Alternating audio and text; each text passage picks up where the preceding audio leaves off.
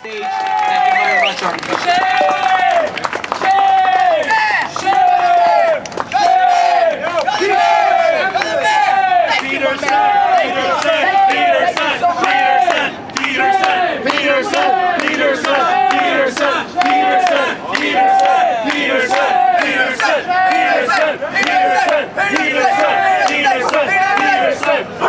Okay.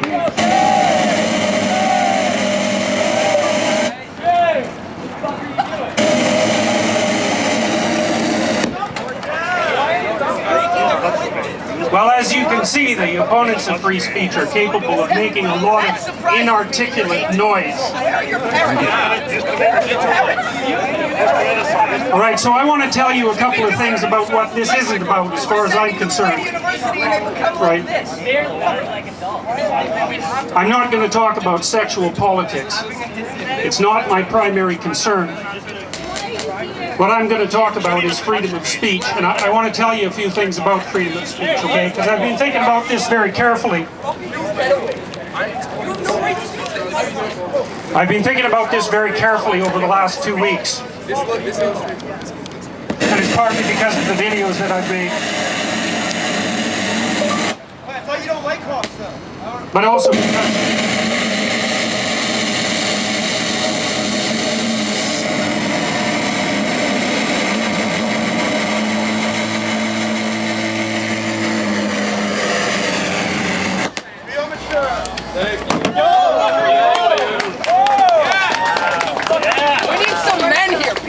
Men need to stop this nonsense. He's brilliant. For real. He's brilliant. Okay, let's try this again. Right. So there's a reason I'm defending freedom of speech. And the reason for that is quite straightforward. The reason I'm defending freedom of speech is because that's how people with different opinions settle their opinions in a civil society. And if we lose that,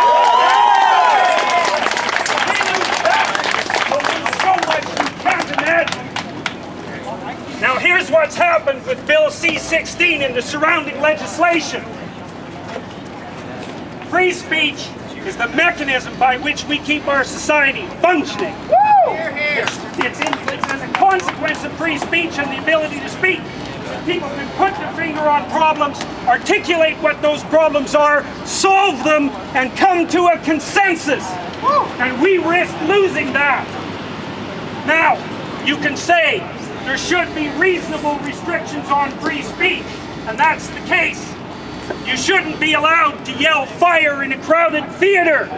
And reasonable people can discuss and debate what those restrictions should be.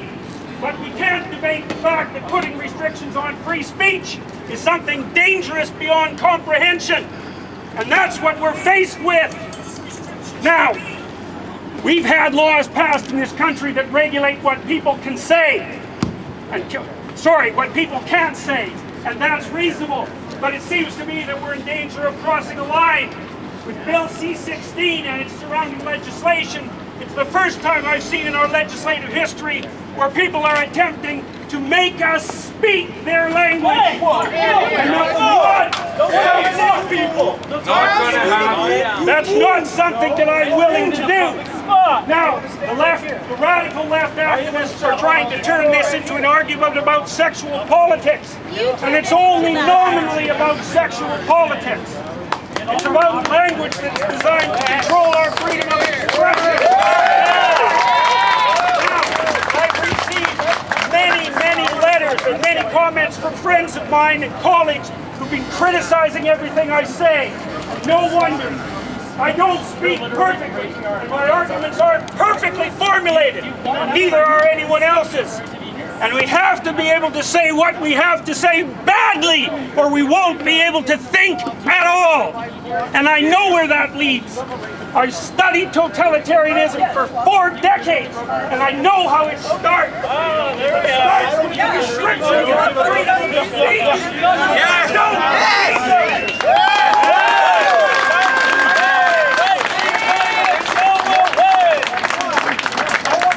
Here's what I recommend. You all have consciences. You all have the ability to articulate.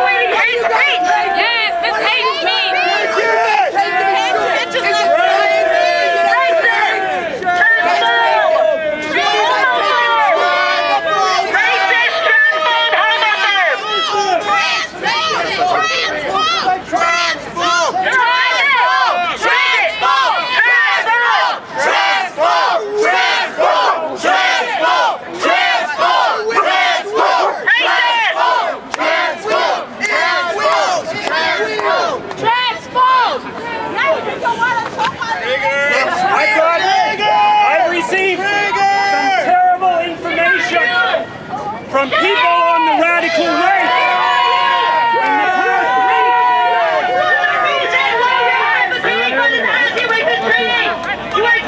What are you taking to school, honey? What are you taking to school? How dare you deny the human rights? How dare you? How dare you say human rights? What are you children taking? Children. Oh my God! Racist! What are you guys taking to school? Not this guy over here, not the white knight, but you people. What are you people taking?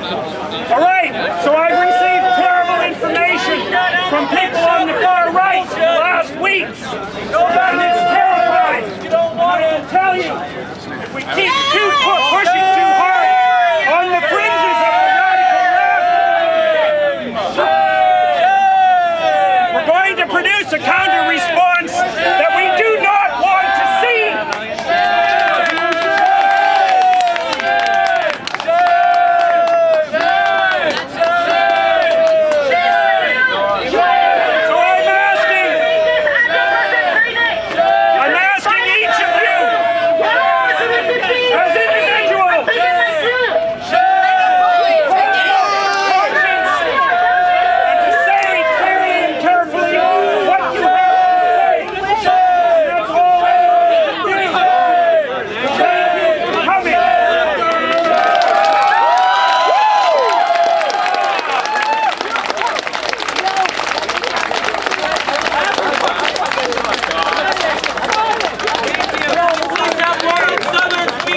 Please welcome Lauren Southern to the stage.